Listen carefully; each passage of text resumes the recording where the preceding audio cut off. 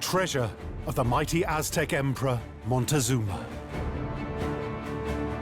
When Spanish conquistadors invaded, the breathtaking haul vanished without a trace. Legend says the riches were taken far to the north, to the fabled land of Aztlan. The quest for Aztec gold began with a drifter who believed it was buried near a small town in America. It's here. I believe that Montezuma's treasure is here someplace. He was followed by others who came in search of the treasure. They were seeing all kinds of ghostly figures. Have they awoken an army of Aztec warriors There's people who've lost their lives. and condemned this town to live under the curse of the fearsome Montezuma? There is a curse that's keeping people from finding this treasure.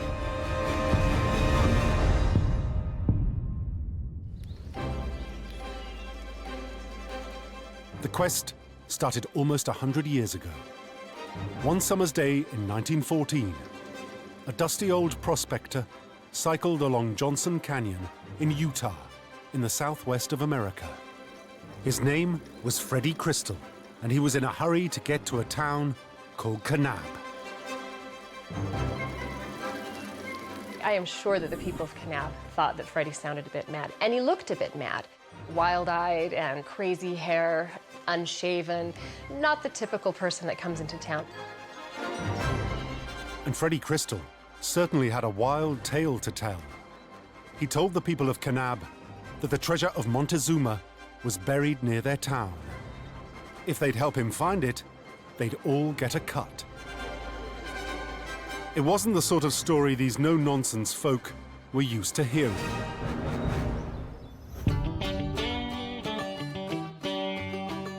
The bulk of the people who lived in Kanab were members of the Latter-day Saint religion, the Mormons, and they were small-town folk. They lived very ordinary lives. They farmed, they ranched, they ran local stores. Kanab would have been just a little farming community, people trying to scratch a life out of the dirt. They didn't want much to do with anything with him or his treasure at that time.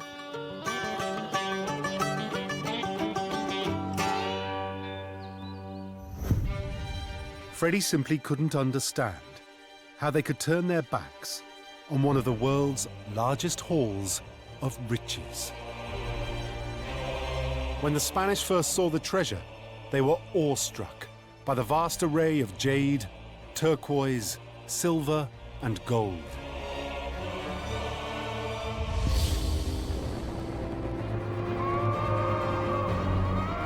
But when the conquistadors ransacked the Aztec capital, they discovered that the treasure had vanished.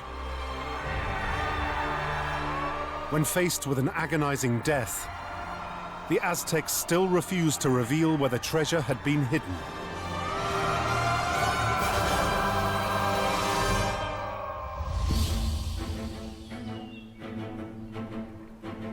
Freddie Crystal was convinced that the priceless hoard had been spirited away to southern Utah.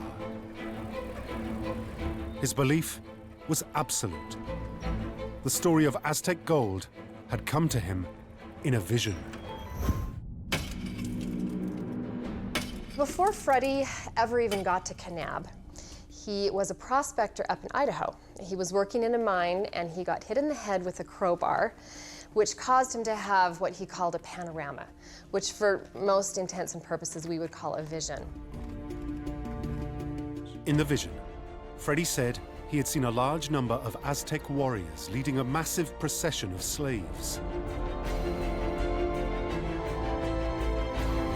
This large group headed north and crossed the Rio Grande into what is now Texas. They then traveled across New Mexico into Arizona and finally reached the Colorado River.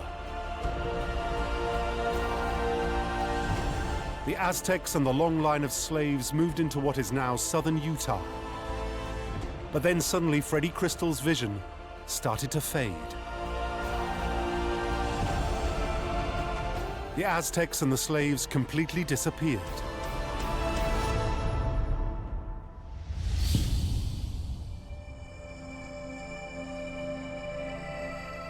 Then one image slowly emerged from the haziness. It was a type of ancient rock carving known as a petroglyph. Freddie was completely baffled. Why had he seen the warriors driving a slave train thousands of miles north from the Aztec lands to what is now southern Utah?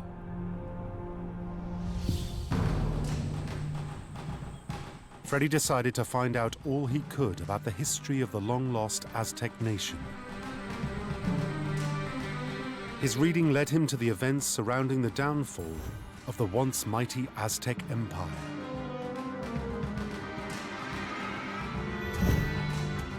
Although the Aztecs were renowned for ruthless cruelty and mass blood sacrifice, they initially welcomed the Spanish conquistador, Hernán Cortés.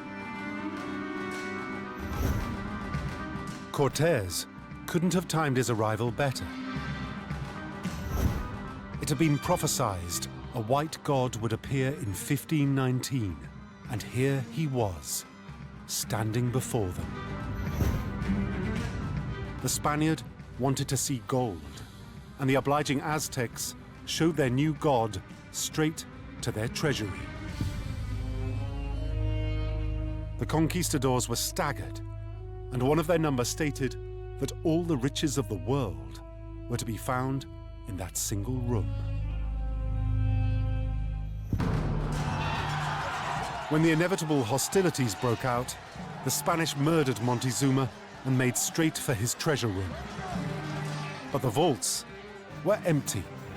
The treasure was gone.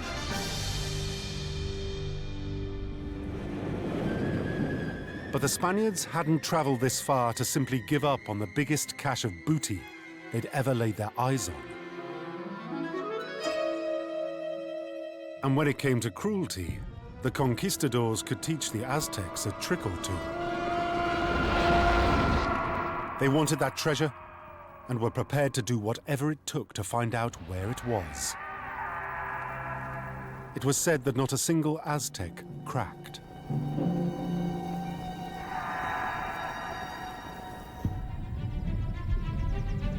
Freddie then read later accounts, stating that the treasure had been spirited away to the north, to the fabled original homeland of the Aztecs, Aztlan, located in what is now the southwest of the USA.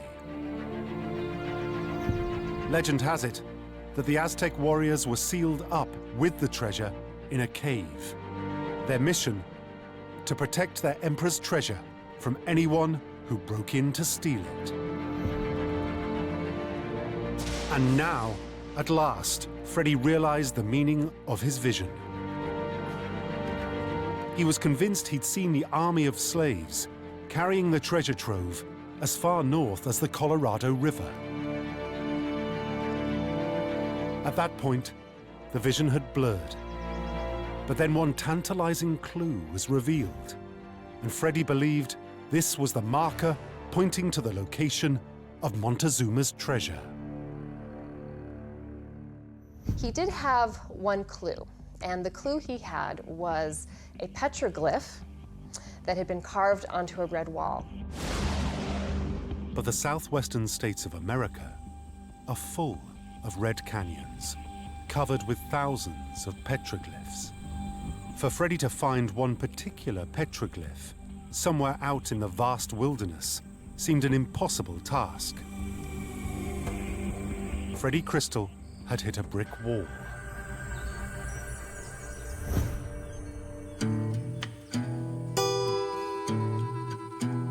Months later, Freddie had pretty much given up on ever finding the treasure. Then one evening, after a hard day's prospecting, Freddie decided to catch up on the local news. His eye was drawn to one article. It was all about a Mormon elder, a Mr. Levi E. Young. And he had gone down to Kanab to conduct some church business, and then had, for fun, taken some pictures and done just some sightseeing of the gorgeous country down there. But it was the photograph that really made Freddie sit up. There was no doubt about it. It was the very same image he had seen in his panoramic vision.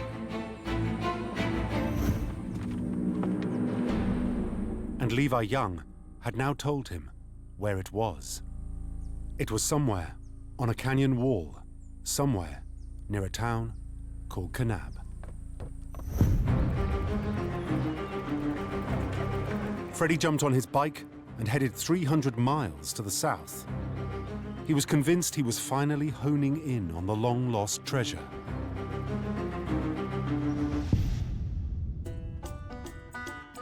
But Freddie's blind faith in his cause wasn't shared by the devout Mormons down in Kanab.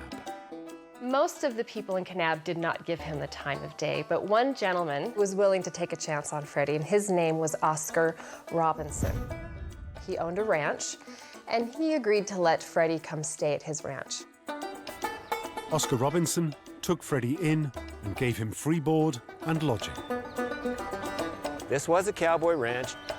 Oscar Robinson had a bunch of livestock, some sheep and some cows, and so he helped subsidize and give Freddie a stake. A lot of the other ranchers didn't like Freddie. He was a bit of a freeloader, and his one purpose to be in Kanab was to find the gold. Freddie had landed on his feet. The Robinson Ranch was right in the heart of the canyons surrounding Kanab. It was prime petroglyph hunting territory. Every morning, Freddie would set out early from the ranch. He needed to check every single yard of the vast canyons and cliffs radiating out for miles, all around Kanab. Kanab is a town that is surrounded by beautiful red cliffs. It's rugged country. It's huge. I mean, we're almost next to the Grand Canyon. Many of the canyon walls are covered with petroglyphs. Freddie had to check out every single one.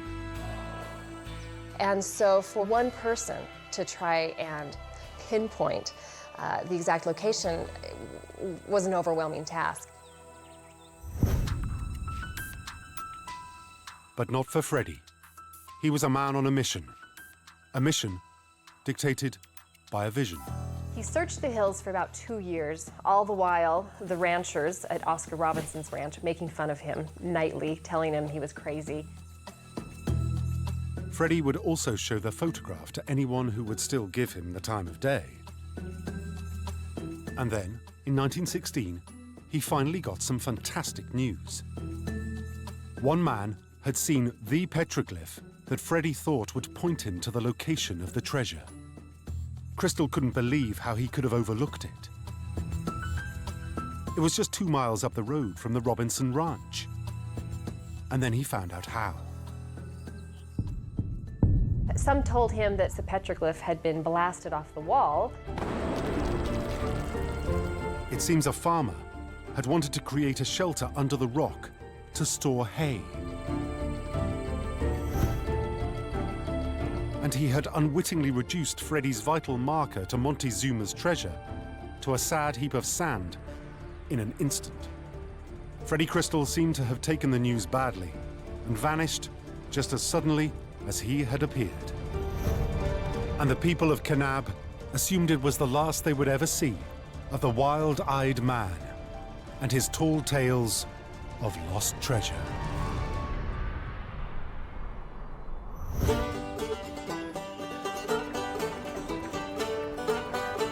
Then, in early 1922, a familiar figure was seen cycling along Johnson Canyon. They were very surprised 6 years later when Freddie showed up back in town. Freddie made a beeline for the Robinson Ranch. He had some great news for his old partner, Oscar. And he said he had spent the last 6 years in Mexico finding a map. After the sudden destruction of the petroglyph, a desperate Freddie had recalled his fevered vision. He had seen the vast procession of slaves leave what he now knew was the capital of the Aztec Empire, Tenochtitlan. In their rage at not finding the treasure, the Spanish razed the ancient Aztec city to the ground and rebuilt it as Mexico City. Freddie traveled to the city and once there, heard an intriguing rumor. It was said that one Aztec had been caught by the Spanish and he had a map. Furthermore, the map revealed the location of Montezuma's treasure.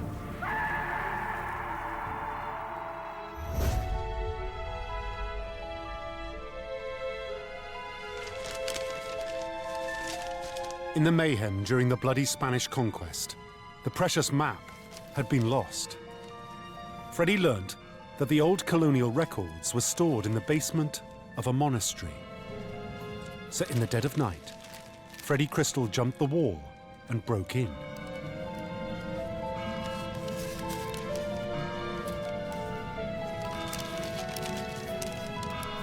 And finally, he found exactly what he was looking for.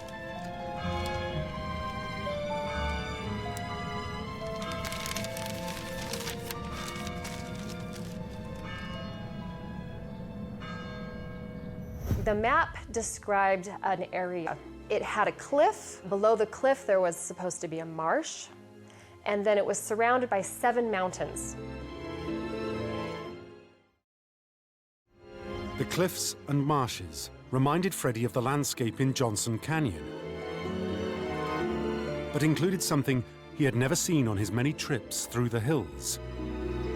A set of steps leading upwards.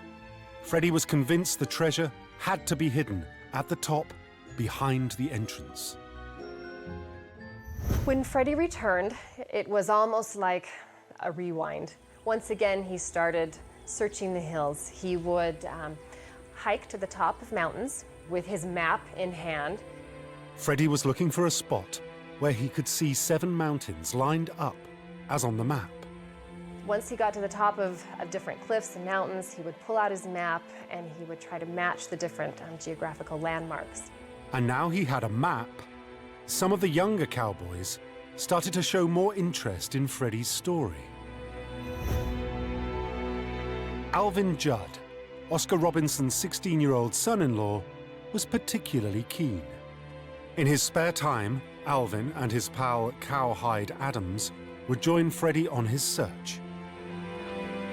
Freddie told them when they found the steps, they would lead to a cave sealed up with a layer of mortar. Behind this wall would be an army of ghostly Aztec warriors standing guard over the treasure. But most of the time, Freddie was out on his own, scouring the canyons to try and find the spot where the 7 mountains all lined up. And then on Thanksgiving in 1922, Freddie scanned the horizon and suddenly stopped dead in his tracks. He pulled out his map and... That was the day that he found the perfect match, picture perfect.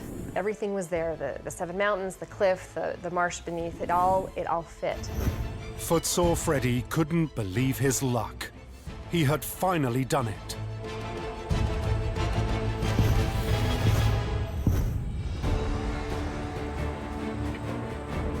He rounded up the young cowboys, Alvin Judd and Cowhide Adams, and they raced off to what they hoped was the cliff containing the treasure cave.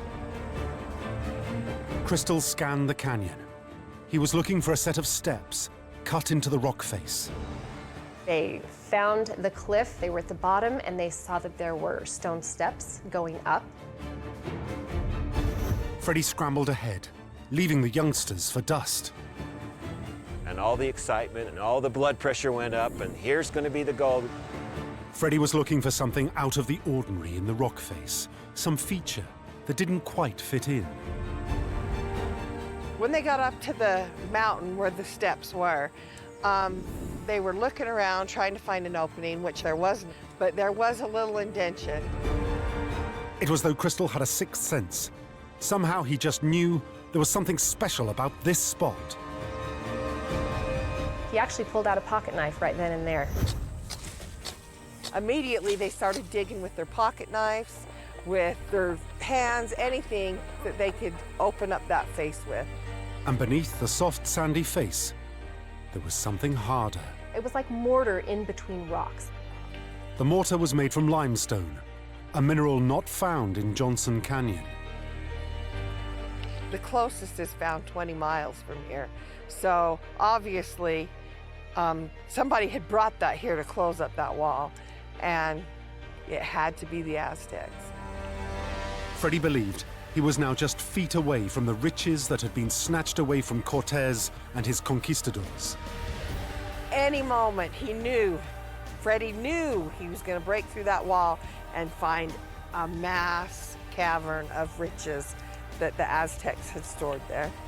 And then suddenly, they were through. And they figured, oh my goodness, here it is. Freddie told the youngsters to hold back while he went in to scout out the cave. He knew the cave was reputed to be guarded by a long-dead army of Aztec warriors.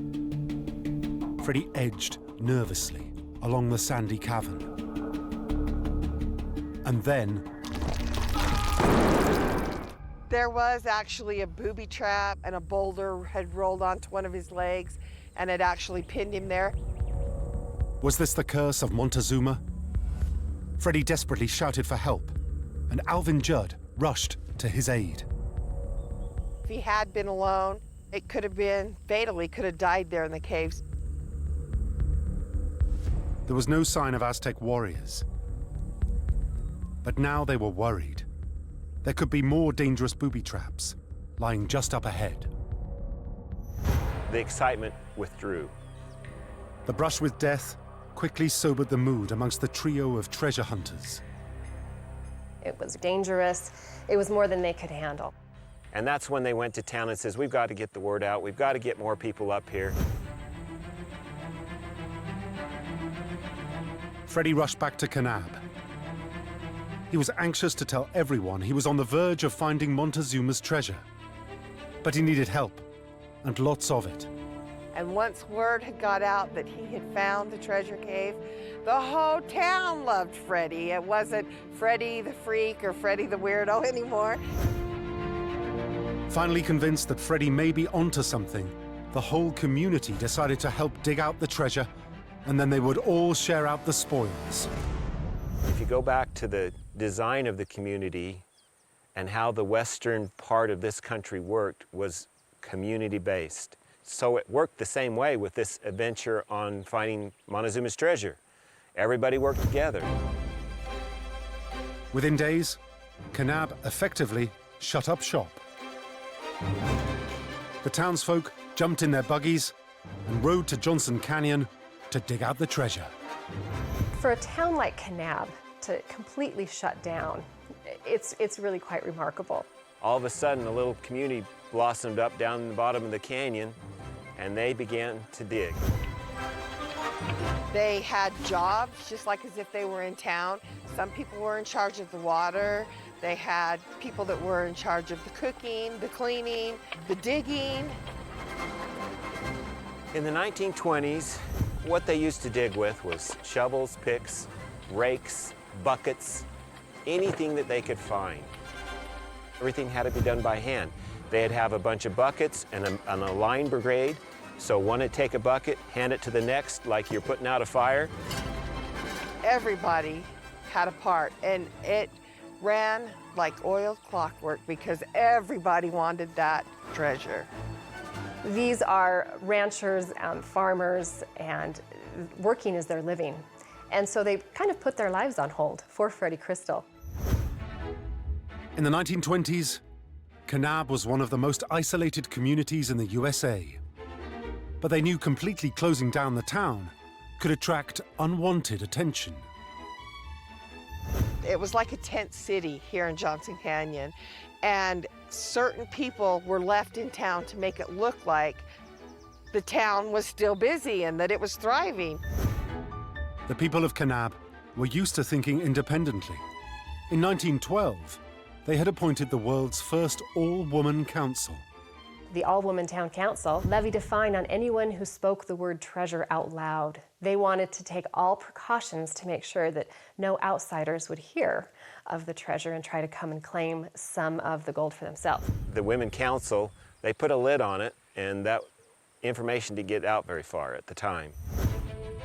But despite the Petticoat Council's best efforts, pretty soon rumors began to spread. Strange things were afoot down in Kane County. There's a story of two gentlemen from Salt Lake City who managed to hear something that was going on down in Kanab, got excited about it, rode down. When they got to Kanab, everything was closed. The businesses, no one was home. Apparently, a stable lad let the cat out of the bag and pointed the strangers towards Johnson's Canyon. When they got there, they didn't get very close to where the people were working and before someone pulled a gun on them and said, "You need to leave." And they did. Untroubled by intruders, the big dig continued apace. When they got to the end of the first cave, they broke through a wall, but found yet another series of caverns stretching back into the mountain. There was no sign of gold, just tons of dirt. People were starting to doubt that there was actually even any treasure to be found. That next shovelful, because that's what kept everybody going. It's just going to be the next shovelful. But when does that next shovelful stop? One by one, people were beginning to lose faith in Freddie Crystal. Slowly, people started to give up the search and would, gradually head back to their farms and their families and their way of life again. But a hard core of diggers carried on, driven on by thoughts of treasure. I'm sure that there was a lot of people felt, just one more shovelful. And after 2 long years, the remaining gold diggers were finally on the verge of breaking through to the last cavern. Everybody was seeing gold in their eyes. Any moment, the next shovelful, they're going to get it. They finally broke through the cave wall, but were faced with a heartbreaking sight. Somebody told me they found an old Spaniard helmet. I think a half of a moccasin they found back in there. There wasn't much for as much time as they spent. There wasn't any gold. They certainly didn't find any gold. I can't imagine what their hearts might have felt. But Freddie Crystal had spent well over 10 years looking for the treasure, and he wasn't about to quit now. Freddie himself was discouraged, so he took another look at the map. And it hit him that the tunnels were probably just a temporary holding of the treasure, and that the place they really needed to look was underneath all of the material they had just removed from the cave. So Freddie said, "You know what? We have got to dig here where we have been throwing all this stuff for 2 years." Freddie's sudden change of plan went down like a lead balloon. The townspeople were not happy with this. They had just spent, quite a long time emptying the tunnels to then be told they needed to move the very same material once again. And they lost interest. In 1924, the empty-handed townsfolk finally abandoned the dig and turned their backs on the man who had filled their heads full of treasure. Freddie just disappeared one day, and nobody really knew what happened to Freddie. Some speculated that the townspeople got angry at him and someone murdered him. It was said he was murdered in fury for all the wasted time. Some thought he was killed for his map, but others believed he had incurred the wrath of Montezuma and thought he may not be the last to die searching for the treasure.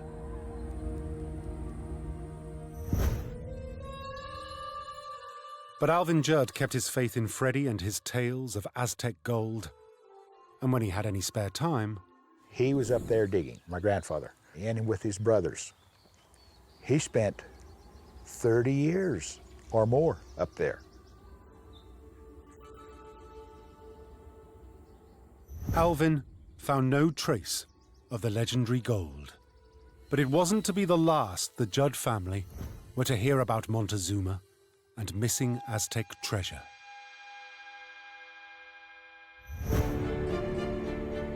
Freddie Crystal had arrived at Oscar Robinson's ranch in 1914. Almost 70 years later, another stranger showed up, talking about Montezuma and his long-lost treasure.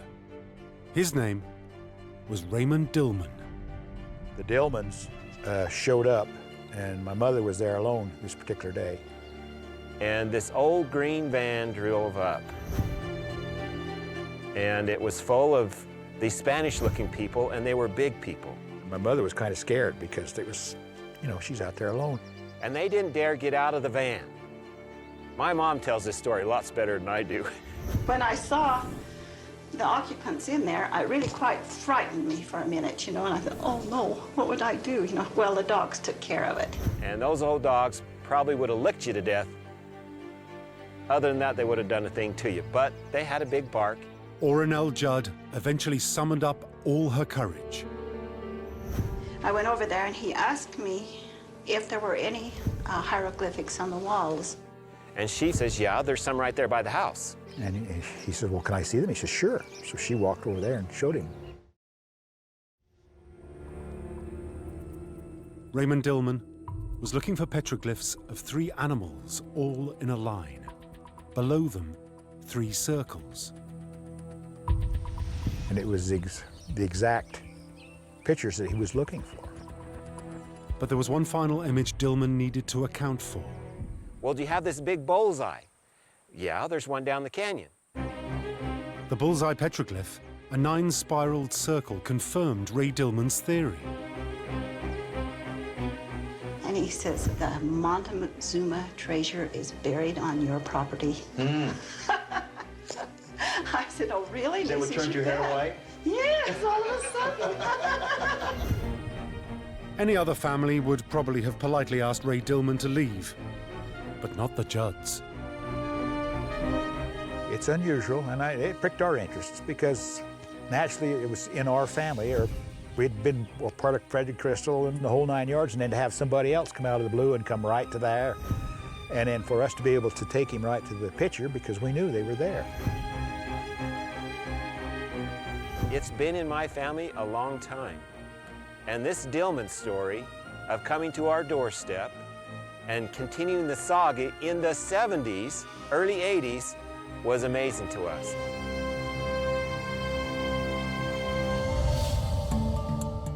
Raymond Dillman told the Judds he had spent the previous 16 years studying a curious set of tablets called the Peralta Stones. The stones were found in the 1950s, buried by a highway in Arizona. The Peralta Stones are thought by some to be a map to the legendary Dutchman's Mine in Arizona. But Ray Dillman believed the stones had led him directly to the petroglyphs on the Judd Ranch, what he claimed was the site of Montezuma's treasure. The picture of the horse's head and so forth is what was on the ranch. The rest of the tablets actually had the map, the etchings of the map to how that's how they got there. That's how they got to Johnson Canyon. Dillman claimed both Aztec and Native American ancestry, and this had enabled him to decipher the symbols on the stones.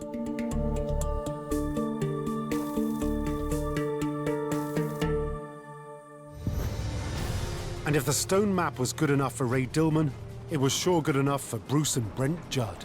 The brothers got themselves an excavator and headed down the canyon, aiming straight for the bullseye. And we started digging this place out. In the 1920s, the whole town of Kanab had turned out with buckets and spades. 60 years later, it was just 2 men, but they had their heavyweight excavator. The amount of dirt that we moved was 30 or 40 or 50 times more than what they did. When you think that they didn't have any equipment, everything was handmade. After a few days of digging, there was a huge pile of dirt and rock at the base of the cliff. The ground under the 9-spiral bullseye was now exposed, and they soon made a grisly find. Bones. Lots of bones. Half their bodies had been burned. We're going, oh my gosh, he told us they were going to be here. But it wasn't just bones. They hit a ledge, and suddenly a small object, tumbled down towards them. And it came running down towards us, and we all backed up and thought, oh my heck, this is a skull coming after us. And come to find out, it was just a pot, had clay on the top of it, and inside was 213 turquoise beads. It wasn't yet Montezuma's treasure, but it seemed a very good sign of the riches to come. So you can imagine how our hearts were pumping. You can imagine the gold in our eyes. Just above the site was a strange-looking rock that further encouraged the brothers that they were on the right track. We call it the sacrificial stone. It was big enough that a man 6 or 7 foot tall could be laid out on this stone. And it had a drain line where it would actually drain off the face of the cliff down off this face. The find had the brothers reaching for their history books. They quickly learned all about the Aztecs' fondness for blood sacrifice.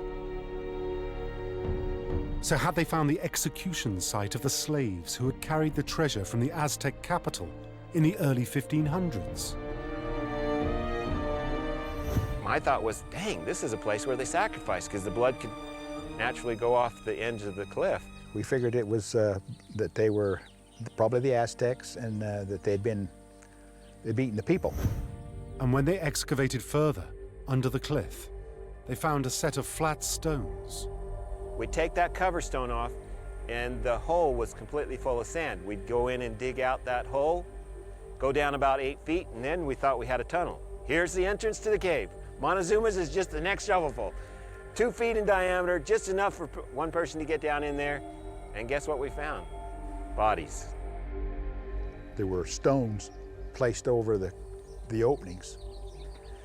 And the first one that we opened up was just chock-a-block full of bones, human bones. The bones had been cannibalized, they'd been eaten. The Judd brothers had clearly uncovered a burial ground. But could the bones be the remains of Aztec slaves that had carried the treasure far from the south? The answer turned out to be no. Carbon dating revealed the skeletons were from around 2000 BC, predating the fall of Montezuma by 3,500 years. These were not the bones of the Aztec slaves. It was a body blow for Brent and Bruce, and they called a halt to their hunt. However, the brothers remain convinced that Montezuma's treasure exists, and it is out here in the wild country surrounding Kanab. It's here. It's definitely here. It's here. I believe that Montezuma's treasure is here someplace. And Bruce now claims he knows where some of the treasure is actually hidden. I can probably say that I know where part of it is, but I'm not, I'll never go to it. I'll never go after it. Bruce now believes it is far too dangerous to hunt the treasure. Yeah, there's people who've lost their lives. The one took his boy back to see it, and a rattlesnake actually killed his son. And so there's some wild stories back in there. They've actually had some of the old Indians come back and say, it's not time, leave it alone.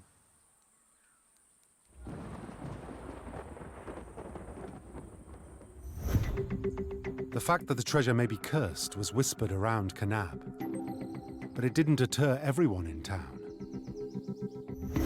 Brant Child was a good friend of the Judds, but he was convinced the treasure wasn't at their ranch. He thought it was hidden under this lake, just north of Kanab. He too believed the Aztecs finally halted here after fleeing the Spanish, and that this was part of their legendary homeland, Aztlan.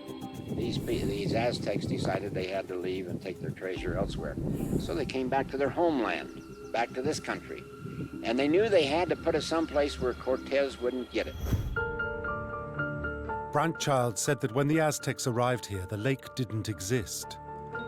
The slaves had dug a tunnel into the cliff, walled up the treasure, then flooded the valley.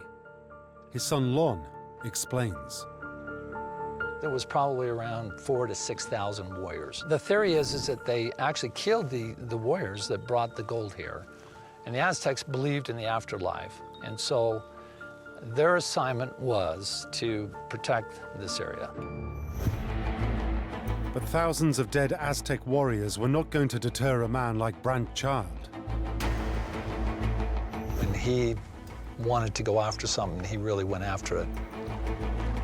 Brant brought in dive teams to explore the underwater cave. But the divers quickly swam into trouble. We had a professional group of divers out of San Francisco that came down. They came down with $100,000 worth of equipment. What happened with them is their equipment kept breaking down. And they just had all kinds of trouble. Linda lost her air. And when we got back out, Linda's air tank had been turned completely off. Nothing wrong with the tank itself. She had plenty of air in the tank, but it had just been turned off. The divers could offer no rational explanation for the constant equipment malfunctions. But they all agreed that there was something strange happening in the underwater cavern. They were seeing all kinds of ghostly figures, a lot of crazy things. He says, I'm being choked, I'm being choked. I can see ghostly figures all around me and they're choking me. I can't breathe, I can't breathe. Get me out, get me out. Tony Thurber had been a professional diver for over 20 years. I've been diving all over the world, and I've never had a terrifying experience as scary as this one was. And it wasn't just the diver who had a close brush with death that day. We woke up late that night, and the room was full of propane gas. And propane is very deadly. And so we had to leave the room, and I have no idea why it leaked. It had never leaked before and never leaked after. Although strange, inexplicable things were happening in the cave, there was no shortage of fresh divers ready to take up the challenge. There was many different divers that came down and had pretty much the same experience almost every time. Every single dive ended in failure. Brant Child now decided on a radical solution. The easiest way would have been to access the treasure would have been just to drain the lake. And what Dad wanted to do to drain it actually is just dig a big trench and drain it out into a field. But there was a problem. The federal government got wind of that, and they went to Dad and they threatened him. They said, you don't touch that lake. The US Fish and Wildlife Department informed Brant his lake was home to a critically endangered subspecies, the Kanab amber snail. Killing just one snail would leave Brant picking up a bill for $50,000. Lon believes it's no coincidence that the rare snails live in the lake. He believes they were put there to guard the treasure. The Aztecs used a golden snail in their religious rituals. So the theory is that the Aztecs brought their golden snail from Mexico and planted it where they planted the gold. The amber snail is a means of protecting access to the treasure. With the amber snails successfully blocking the lake route, Brant now hatched a new plan. He brought in a crew to drill down into the cave. But then one of the crew had an unusual experience. He said, it's the strangest thing because I looked over on this knoll and there was an Indian standing there in full Indian garb and he was holding a spear. And I said, oh, come on. And he said, well, I started going about my business again, and then I looked back to see if he was still there and he was gone. If this was a warning, the drillers chose to ignore it. And it wasn't long before they broke through to a cavern. And when they brought the drill bit up, they were staggered. When they pulled the drill bit out, it was flakes of gold on the drill bit tip. It was an amazing development, and they needed to see just what was down in the cave. They decided that they'd put a little camera down there And the story is that when they got the camera in the cavern, they could see a statue and a pile of something. He said he could see something in the middle of the room that was piled up in the middle of the room, and then he said he'd seen an image over to the side of the door where he figured the door was at, that there was somebody standing there. Some say it wasn't a statue, it was a figure of a man, and then this pile that they couldn't make out because they didn't have enough lighting. Yeah, they were very excited. But the excitement of the find was to be overshadowed by tragedy. And that well driller went home that night and he had a heart attack and died. And then what I understand is a few weeks later, his wife died too. His own brother won't come to this very day and get the drilling rig that's still parked right up there up on top. And then, Brandt got a visit from a mysterious Native American. Dad said, well, that was the strangest thing. This Indian just came out and he told me that the treasure was here, but it is to be used for the Indians, to unite the Indian tribes, and that bad things would happen to you if you continue to go after it, so you need to quit trying to go after it. And this wasn't the end of the strange incident. They both started walking back, following his tracks in this sand, and after a while, his tracks just disappeared. My dad got to the point where he truly believed that it was probably just protected and it wasn't meant to come out, and so he gave up trying. We can't disturb it. It's designed, it's hid up, and it's protected by these warriors that were left here. Brandt finally decided to give up his pursuit of Montezuma's treasure. In September 2002, he died in a traffic accident.